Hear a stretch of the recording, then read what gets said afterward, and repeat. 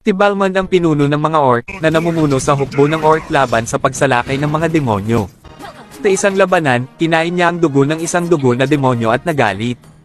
Anong klaseng bayani si Balmond? Paglalarawan. Melee tank, may pagkakataong mag-counterattack at humarap ng damage sa mga kalapit na kalaban kapag nakakakuha ng damage. Tibalmond ay isang dark hero mula sa Mobile Legends Adventure. Ano ang kapangyarihan ni Balmond? Si Balmond ay naniningil ng pasulong at nakipagdeal ng 150 hanggang 275, dagdag 60% kabuoang pisikal na pag-atake, pisikal na pinsala sa mga unit ng kaaway sa daan pagkatapos matamaan ang target, bayani o gumapang, agad siyang hihinto, bahagyang kakatok, pabalik at babagal ang kaaway na iyon ng 60% para sa 2 segundo. Aling build ang pinakamainam para kay Balmond?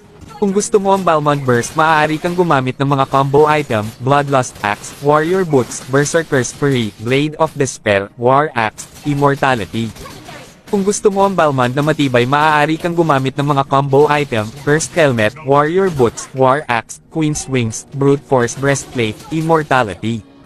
Salamat mga kalbo sa panunood.